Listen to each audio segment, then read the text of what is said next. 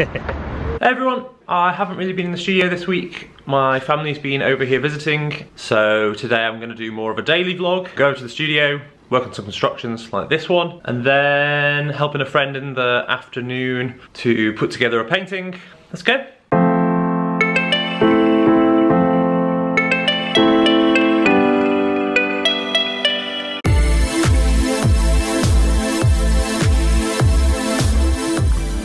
Hey everyone, I'm back down the studio now. Just realised I always say back down the studio, and I don't know if it quite makes sense, but this is a basement that I'm in. So yeah, oh, it's also in the south of Rotterdam compared to where I live in a house. So it's like a double version of down. Not that double down. But anyway, I'm going to work on this commission that I've got at the moment. It's a piece that I made a couple of weeks ago, the frame, and I've been... it's based on a piece I did a couple of years ago. A friend of mine really likes it, so I'm working on making a variant of it, like not an exact replica, but it's, you know, it's heavily influenced by the original piece. So I'm going to wrap this now, and then probably work on the surface. This bit's going to be left exposed, and then I'll polish it up and varnish it, so it'll bring out the grain of the wood, and that'll be a really nice contrast to the surface. Yeah, I think I'm going to work on this solidly today, and we'll see how far we get. First, a bit of sanding.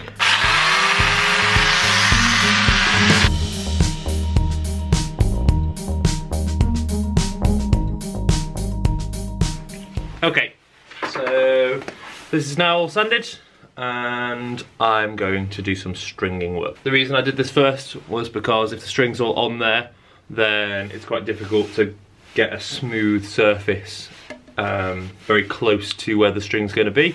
So now this is done. I mean, that would have been fiddly if I'd forgotten to do that, and then usually, because I don't work with raw wood, usually I paint everything, but in this particular time it's important that the wood is at its best condition, otherwise it won't look as good. So now, string time.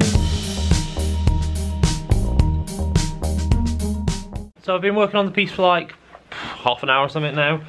Starting to be wrapped now, you can see the progress that's being made. But I realised that I haven't really explained what I'm doing and why I'm doing it. So before you go making the surface of the piece, or perhaps this one here, there are always going to be like gaps in the back there.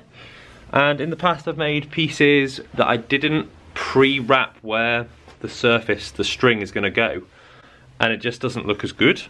So the processes that I do involve wrapping it, you know, and then you end up with this nice texture. When you don't do that, and you end up with spaces in the frame like this, it just doesn't look right unless you're working with raw wood in those spaces. Because there's going to be raw wood, you know, you can actually see the wood grain in other bits, it's going to be too much of that wood, and therefore it's not going to look as good. So that's the reason I'm wrapping it. And even though I work with like a loose sketch of what I'm going to do when I do the surface, when I say the surface, I mean the string pieces like this.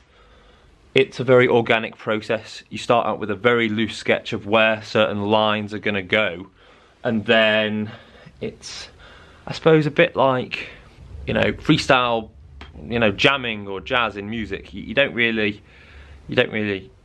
off music, do you? But you have certain riffs and certain chords and certain processes that come natural, and as you start playing, it just flows.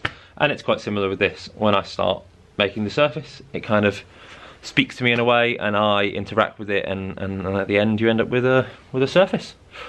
So I'm going to continue to wrap the frame now.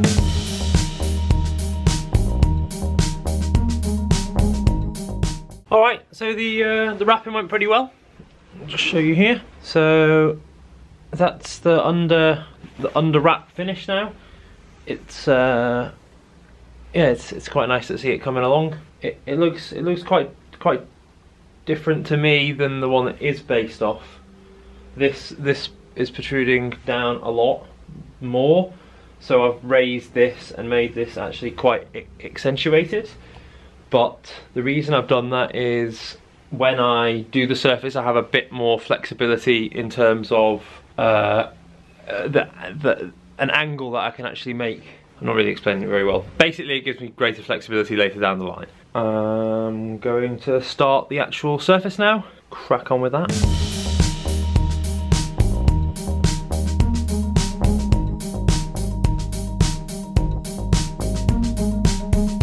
Okay, so I'm happy with the progress.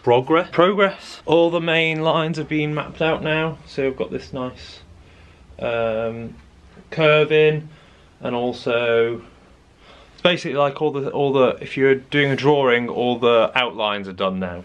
So it's just all the intricate filling in and judging whether it needs to be thicker or thinner in this place or that place.